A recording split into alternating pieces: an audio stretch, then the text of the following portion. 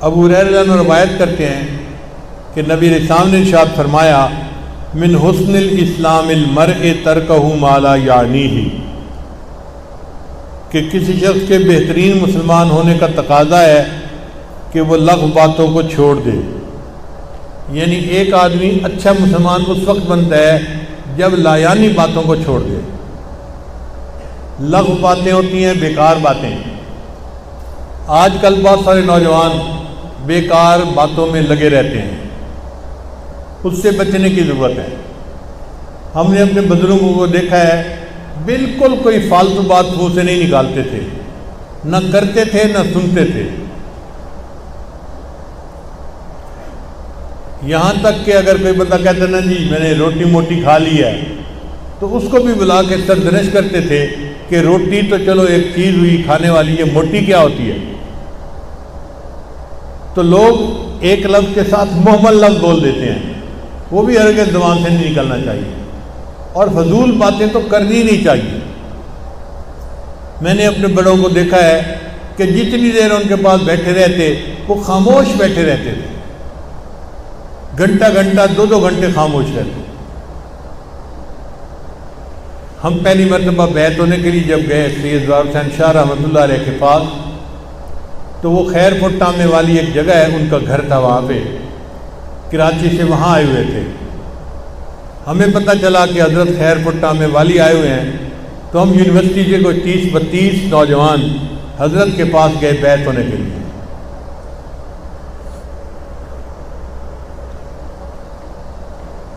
حضرت سے ملاقات ہوئی، حضرت کا پر نور چہرہ دیکھ کے ہمارے دلوں کو تسلی ہو گئی۔ ہم نے بتایا کہ جی ہم بیعت ہونے کے نیت سے آئے ہیں، تو حضرت نے ہم سب کو ایک ہی دفعہ میں بیعت کر لیا۔ اب بیعت کرنے کے بعد ہم اس انتظار میں تھے کہ حضرت صاحب کچھ ارشاد فرمائیں گے۔ شاہ صاحب بس خاموش بیٹھے ہیں۔ بیٹھے بیٹھے آدھا گھنٹہ گزر گیا۔ اب اس دوران شاہ صاحب بس ایسے کبھی نظر اٹھائیں اور ایک طرف سے دیکھنا شروع کریں اور آخر تک سب کو دیکھ کے پھر سر جھکا لیں۔ اب انتظار کرتے کرتے تقریباً 1 گھنٹہ گزر گیا۔ شاہ صاحب چاہتے تھے کہ کوئی بندہ مجھ سے سوال پوچھے تو پھر میں اس کا جواب دوں، اور ہمیں پتہ نہیں تھا ان باتوں کا، ہم خاموش بیٹھے ہوئے تھے۔ 1 گھنٹہ جب گزر گیا نا، تو 1 گھنٹے کے بعد شاہ صاحب مسکرائے اور مجھے فرمانے لگے کہ مجھے تو باتیں کرنے کی اتنی عادت نہیں ہے، آپ لوگ اگر آپس میں کچھ باتیں کریں تو میں بھی سن لوں گا۔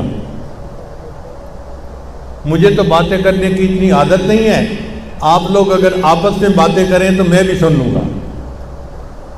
اب جب شاہ صاحب نے یہ بات کہی تو میرے زبان سے نکل گیا کہ حضرت یہ ذکر قلبی کیا ہوتا ہے۔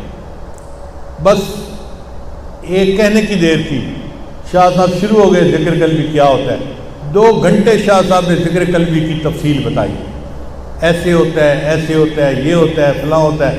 ہمیں ایسے لگتا تھا کہ جیسے تیاری کر کے ذکر قلبی کے اوپر بیان کے لیے آئے ہوئے ہیں، مگر خود بات نہیں کی۔